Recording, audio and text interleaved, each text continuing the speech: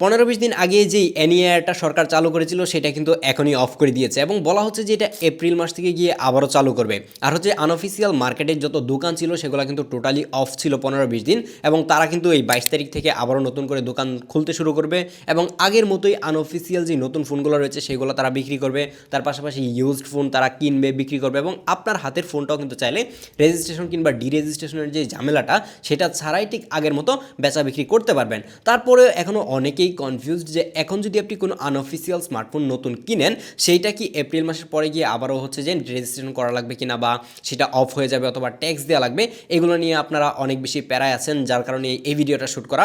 By the way আরেকটা ব্যাপার একটু মেনশন করা দরকার, সেটা হচ্ছে যে এই সময় এসে কিন্তু স্মার্টফোনের দাম প্রচুর পরিমাণে বেড়ে যাচ্ছে।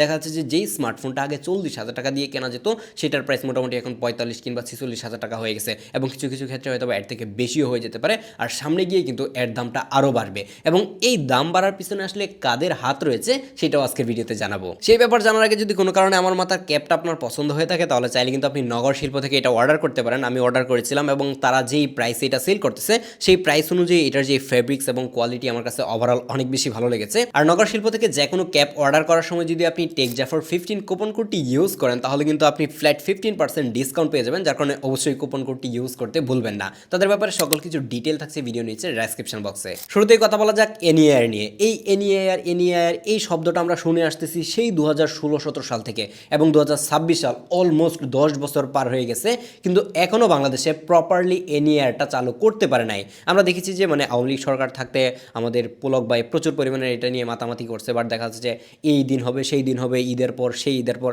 এরকম শুনতে শুনতে দেখা যাচ্ছে যে তাদের অবস্থা খারাপ হয়ে গেছে এবং তারা চলে গেছে। এবং নতুন সরকার আসার পর দেখা যাচ্ছে যে এনইআরটা কিন্তু 2025 সালের 16ই ডিসেম্বরে চালু হওয়ার কথা ছিল, কিন্তু আন্দোলনের কারণে তারা দেখা যাচ্ছে যে ঠিক সেম টাইমে কিন্তু চালু করতে পারে নাই। কিন্তু 2026 সালের জানুয়ারির 1 তারিখ থেকে কিন্তু এনইআর চালু করে দিয়েছে। 10 বছর ধরে চালু হবে শুনতে শুনতে যখন ফাইনালি এটা চালু হয় তখন দেখা যাচ্ছে যে এটার মধ্যে প্রচুর পরিমাণের ভুল ত্রুটি রয়েছে। এক একজনের এনআইডি কার্ড দিয়ে 100, 200 কিংবা 300, 400 স্মার্টফোনও রেজিস্টার হয়ে গেছে। যেই লোকের জীবনে মানে 2টা কিংবা 5টার বেশি ফোন কেনার মতো টাকা পয়সা নাই তাদের নামেও দেখা যাচ্ছে যে 200, 250 ফোন রেজিস্ট্রেশন হয়ে আছে। তো এত বছর ধরে যে জিনিসটা তারা বিল্ড আপ করে আসতেছে এবং এটার পিছনে এত টাকা পয়সা খরচ করেছে, তো সেইটা প্রপারলি কাজ করবে না জেনেও তারা যখন এটাকে জোর করে চালায় দেয় তখন এটার অবস্থা এরকমই হবে। বাই দ্য ওয়ে আমি এনইআর বিপক্ষে না, এটার পক্ষেই আমি দাঁড়াচ্ছি। কারণ হচ্ছে যে দেখা যাচ্ছে যখন এনইআর চালু হবে তখন দেশের অনেকগুলো ক্রাইমই কমে যাবে। ক্রাইম না কমলেও দেখা যাচ্ছে যে স্মার্টফোন যখন আপনি হারিয়ে ফেলবেন তখন সেটা পেতে একটু সহজ হবে। যদিও কিনা এখন চুরগুলো অনেক বেশি স্মার্ট হয়ে গেছে, ফোনের ডিসপ্লে, ব্যাটারি ওগুলো হাবিজাবি খুলে আলাদা আলাদা সেল করে দেয়, সেই ব্যাপারগুলো না হয় আলাদাই রাখলেন। কিন্তু দেশের স্বার্থে আসলে এই এনইআরটা দরকার আছে, কারণ হচ্ছে সরকার ঠিকঠাকভাবে ট্যাক্স পাবে। কিন্তু এখন যে আনঅফিসিয়াল মার্কেটে স্মার্টফোনগুলো সেল হচ্ছে সেগুলো থেকে কিন্তু সরকার 2 টাকাও ট্যাক্স পাচ্ছে না। ম্যাক্সিমাম দোকানদারি দেখা যাচ্ছে যে বিমানবন্দরের কোনো একটা ফাঁক ফুক দিয়ে হচ্ছে যে এই ধরনের স্মার্টফোনগুলো বের করে নিয়ে আসে, এবং কিভাবে নিয়ে আসে সেটা আপনারা নিজেরাও জানেন, যার কারণে এনইআরটা দরকার আছে। কিন্তু এইটার দরকারটা এমন না যে এটা উল্টাপাল্টাভাবে হচ্ছে যে তারা চালাই দিবে। দেখা যাচ্ছে যে এই যে এখন চালু করে দিয়েছে 200, 250 হচ্ছে যে রেজিস্ট্রেশন হয়ে আছে, তো এখন বলা হচ্ছে যে এটা আপাতত স্থগিত করা হয়েছে, এপ্রিল মাস থেকে চালু হবে। কিন্তু এপ্রিল মাসে চালু হলে যে এটা প্রপারভাবে কাজ করবে সেটা এখন আমরা শিওর না, কারণ হচ্ছে তখন আবার হচ্ছে যে নতুন আরেকজন সরকার থাকবে। তো এটা আসলে এপ্রিল মাসে চালু হবে কিনা সেটারও কিন্তু কোনো নিশ্চয়তা এখন পর্যন্ত নাই। আর যারা এখনও কনফিউজড যে এখন যদি কোনো স্মার্টফোন আপনি পারচেস করেন তাহলে হচ্ছে যে এপ্রিল মাসে গিয়ে অফ হয়ে যাবে কিনা, না ভাই কোনো অবস্থাতেই অফ হবে না, কারণ হচ্ছে এনইআরটা এখন টোটালি অফ আছে। আপনি এখন যে কোনো স্মার্টফোন আপনি চাইলে নতুন কিনতে পারেন, বিদেশ থেকে আনতে পারেন, সেগুলো আর নতুন করে রেজিস্ট্রেশন করার দরকার নাই। এপ্রিল মাসে যদি কোনো কারণে এনইআর তারা চালু করতে পারে তাহলে এগুলো কিন্তু অটোমেটিকলি রেজিস্ট্রেশন হয়ে যাবে, যার কারণে এটা নিয়ে নতুন করে ভাবার কোনো কারণ নাই। আরেকটা ব্যাপার হচ্ছে যে এতদিন কিন্তু আনঅফিসিয়াল স্মার্টফোনের যে দোকানগুলো রয়েছে সেগুলো টোটালি অফ ছিল, কিন্তু আগামীকাল থেকে প্রত্যেকটা মার্কেটে এই ধরনের আনঅফিসিয়াল স্মার্টফোনের দোকানগুলো খোলা থাকবে, এবং আগের মতোই নতুন যে ইনটেক ফোনগুলো রয়েছে সেগুলো সেল হবে, এবং পুরাতন যে ইউজড ফোন রয়েছে সেগুলো কেনা বেচা হবে। আপনি চাইলে আপনার এটা এক্সচেঞ্জ করতে পারবেন, কোনো অবস্থাতেই রেজিস্ট্রেশন কিংবা ডিরেজিস্ট্রেশনের যে ঝামেলাটা রয়েছে সেটা আপনাকে পোহাতে হবে না। তারপর যে ব্যাপারটা বললাম সেটা হচ্ছে যে স্মার্টফোনের দাম অনেক বেশি বেড়ে যাচ্ছে।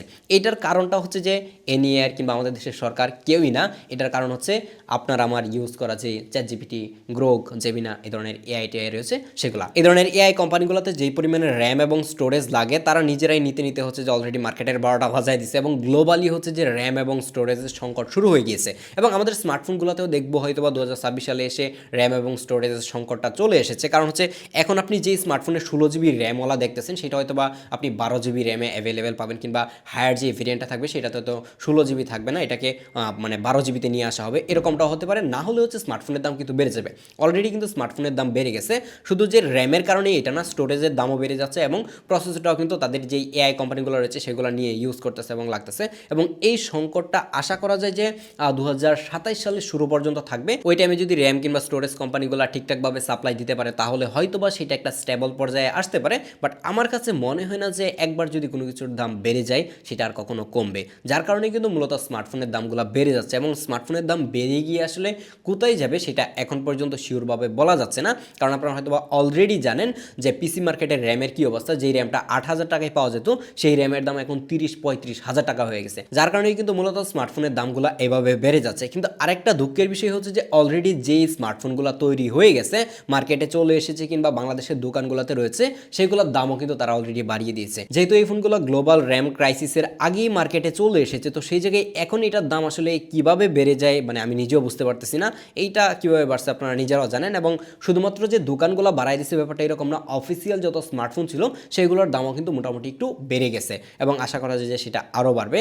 তো মেন কথা যেটা সেটা হচ্ছে যে আমরা আগামীকাল থেকে আনঅফিসিয়াল স্মার্টফোনের যে দোকানগুলো রয়েছে সেগুলো খোলা পাচ্ছি ঠিক আগের মতোই। আনঅফিসিয়াল স্মার্টফোন আগের মতোই পারচেস করতে পারবেন এবং ধুমায় ইউজ করতে পারবেন, কোনো অবস্থাতেই প্যারা খাইতে হবে না এবং চিন্তা করার কারণ নাই যে এটা কবে বন্ধ হয়ে যাবে না হয়ে যাবে। বন্ধ হওয়ারও কিন্তু কোনো সুযোগ নাই এবং পরবর্তীতে নতুন সরকার আসলে কি করে সেটাই দেখার জন্য অপেক্ষা করতে হবে। আপাতত আল্লাহ হাফেজ।